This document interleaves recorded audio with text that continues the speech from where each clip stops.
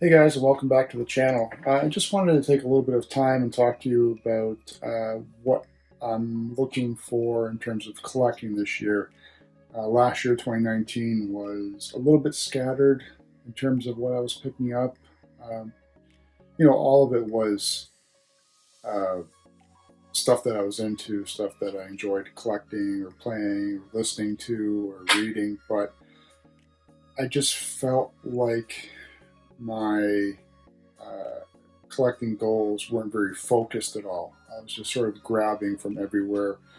Where this year, I think I'd like to focus a little bit more on some key items. So I just wanted to share with you what my top 10 things I'm looking for this year are.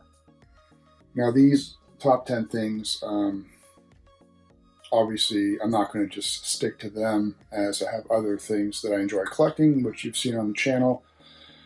But these are either things I don't have yet or would like to sort of still focus on more because of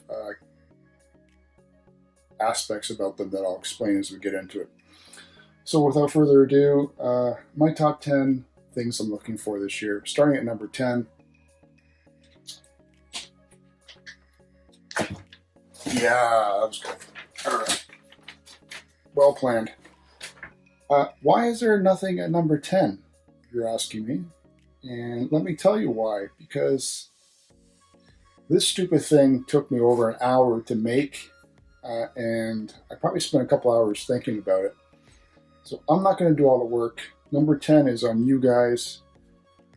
10 is going to be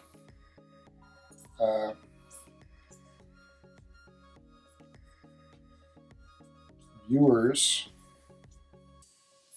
Hope you guys can see that. This marker sucks.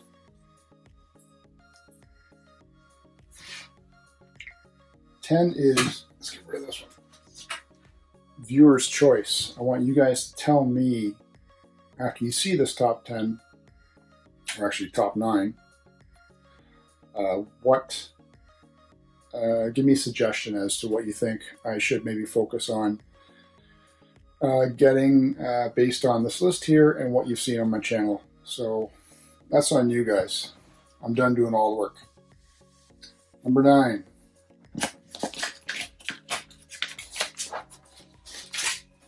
Sega Master System. I don't have a Master System for some reason. I've got a boatload of, well, I've got a handful of Sega Master System games. I've got the Master System light gun, two Master System controllers, and I think the power supply. But I've never come across the actual console. I have a number of friends that have it, obviously, but just never came across it. Garage sales, never came across it thrifting, so I'd like to add it to the collection. I got majority of the other systems, so this is one of the ones I'm missing. Number 8.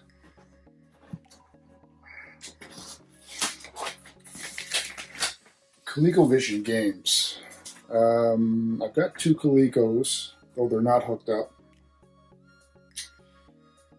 And I do have a number of Coleco games in box and loose. But I've just been getting more into checking out Coleco games on YouTube, seeing people do like reviews on them and whatnot. As a kid growing up, I only had one friend in elementary school that had a ColecoVision. It was my buddy Max. And I remember he lived closer to the school than he did to me, so the times that I was able to go over there after school and my mom would pick me up, we'd be playing either his foosball table or the ColecoVision. And I remember in the basement, and at that time it was either Coleco or Intellivision, and my next door neighbor had Intellivision. But I just remember the Coleco having, it just seemed better graphics. Now, he didn't have that many games when I was over there, but there was like, what was it, Mousetrap, we played a lot. Donkey Kong, and a number of other ones. But like I said, I'd like to add some more Coleco to the collection and eventually get it hooked up and start playing it for a while. Number 7.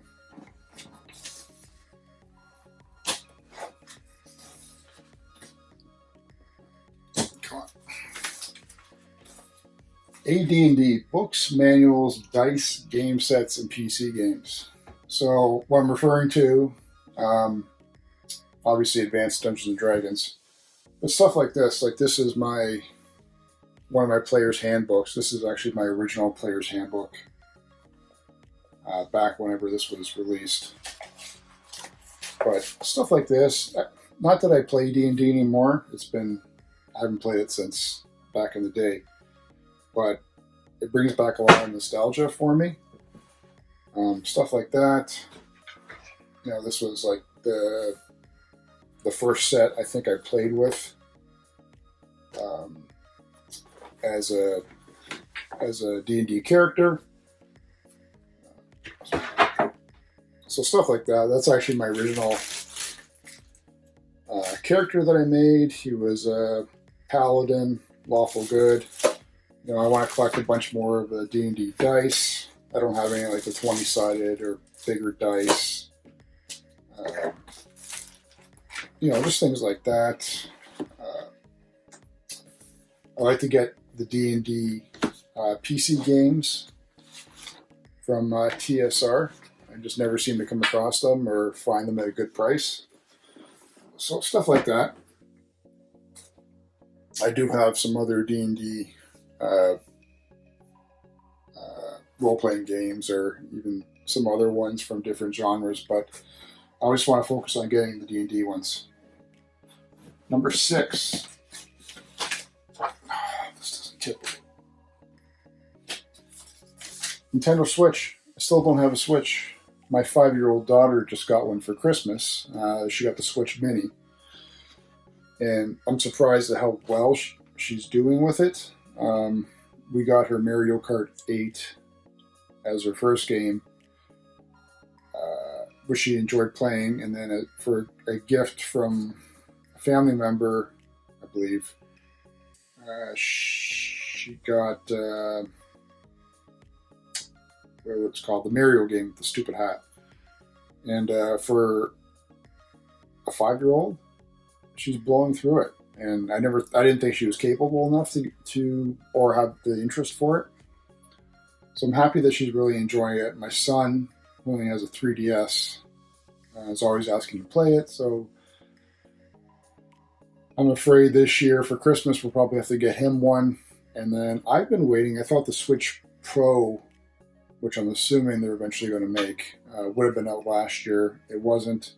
I'm hoping they release it this year. If not, and I don't hear anything by Christmas, I'm just going to grab Switch Lite, probably. And there will be my Switch. Because there's a boatload of games that I really want to play, but man, it's just, I wanted to wait for that Pro version to come out. Number 5, G1 Transformers. Last year and the year before, as I'm looking on top of my shelves here, obviously they've been releasing the G1 reissues like Optimus, Soundwave, Starscream, Hot Rod. They did the Omega Supreme, a bunch of the cassettes, and I've been picking them up. But my G1 collection is very small due to the fact that I mainly prefer to collect boxed G1 figures, preferably sealed, but at the sealed price point, especially now, compared to when I got back into collecting in 2011, the price point's just gone astronomical. So I'm not willing to pay full price, or eBay price, I should say. But I haven't bought a boxed G1 figure in a number of years. And there's certain key ones I'd like to have. And when I say G1, I mainly just focus on the 84, 85, 86 releases. like the main characters. I don't care about any of the sublines or anything like that. So I'd like to get at least one this year, and maybe get that ball rolling again in terms of TF collecting for early G1 Gen, as opposed to just focusing lately on the reissues and newer figures. Number 4.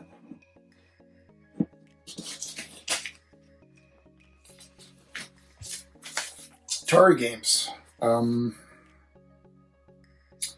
I only have one Atari. It's the 6-switch.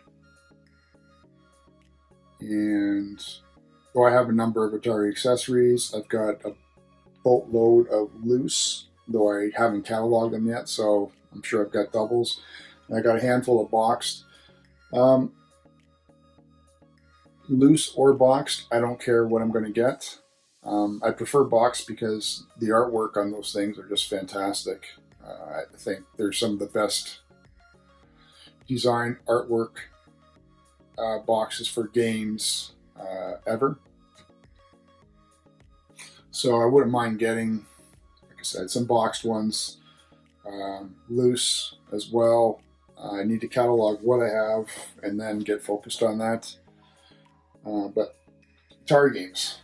Number 3.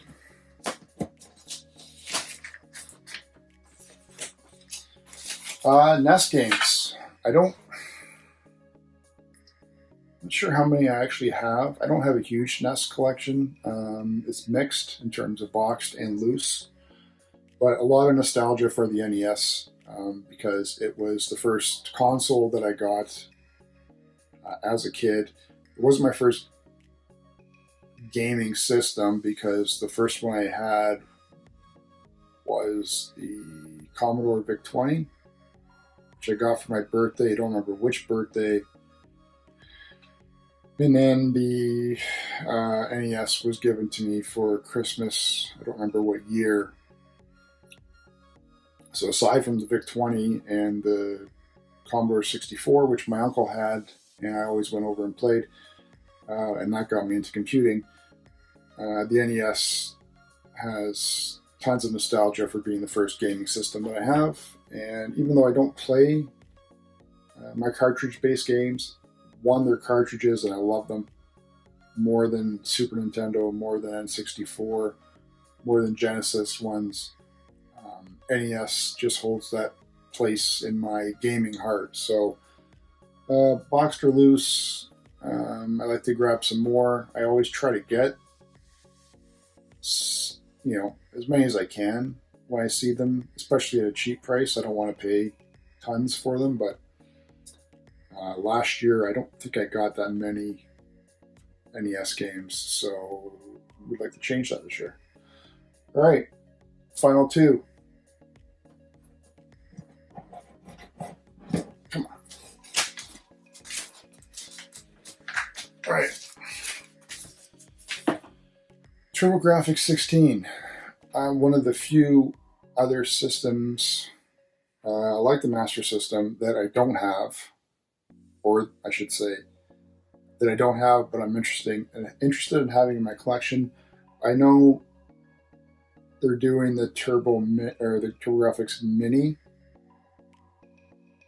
at some point, but if I can come across, preferably boxed, if not loose, TurboGrafx system, I'd love to have it in my collection. And along with the TurboGrafx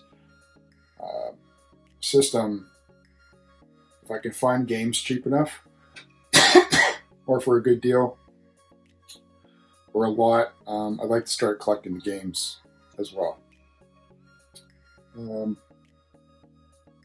It's just, again, I'm being exposed to a lot of TurboGrafx 16 games on YouTube at the moment, and that sort of re-piqued my interest in it. My cousin, as a kid, actually did have the TurboGrafx, I think for a year, and then got rid of it or something. He was always swapping his systems in and out. So he's the only one I knew as a kid that had the TurboGrafx, and I don't remember what games we played on it. aside from a couple shooters, which the Turbo is known for having really good shooters. So I'd like to add that to the collection. And finally, number one, I can guarantee no one would even guess what this one is.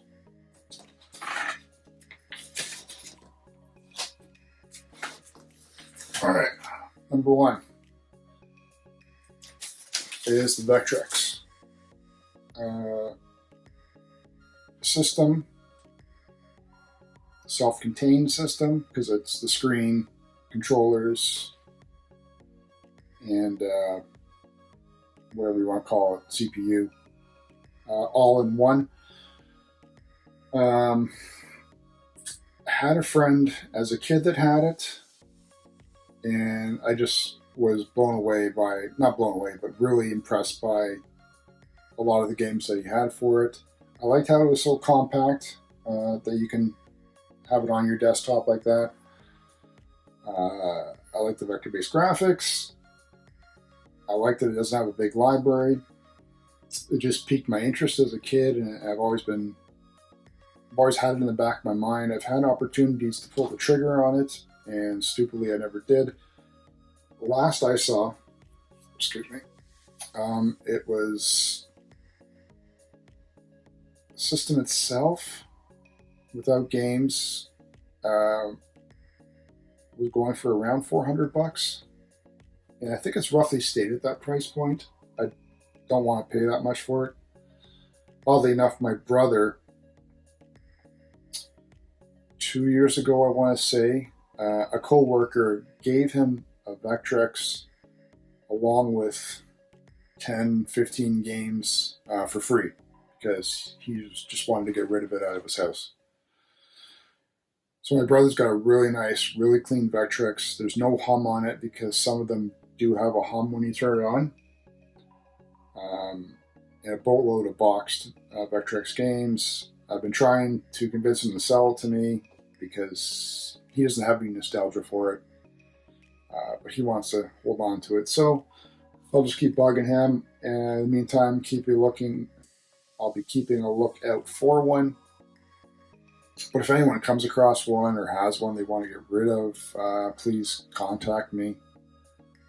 Again, it's just, for me, I'd rather have a Vectrex over a TurboGrafx or a Master System or most of the other systems that I have, just for that real nostalgia feeling that it gives me. It's probably just under the NES for me in terms of nostalgia. But yeah, that's it. So, like I said, 2020, I want to be a better year for me, collecting wise, as well as personal wise, in terms of being a lot more positive and really looking for ways to improve myself this year and just make myself feel better. 2019 didn't finish good for me. A lot of negativity was around me, and a lot of I just wasn't in a good place mentally, I guess. This year started off a lot better. I'm hoping this chart will at least give me a focal point collecting wise, so that I can also focus on other personal things like family and work with better focus, as opposed to being more scatterbrained and just feel like I'm being torn in more directions, I guess is the better word. So anyway, leave me a comment, guys. Tell me what you think. Don't forget, number 10, leave me 1, 2, 3 topics or items, either somehow related like this or through what you've seen in my past videos that you think that I could probably be interested in grabbing. As always, thanks again. Remember to subscribe and pass the word on the channel. Desperately trying to get to 1,000 before July this year. That's one of my goals as well. But as always, thanks again for tuning in, guys. I appreciate everyone. appreciate everyone who leaves comments, who checks out the videos, and spends their time having an interest in what I'm interested in. So until next time, we'll catch you guys later.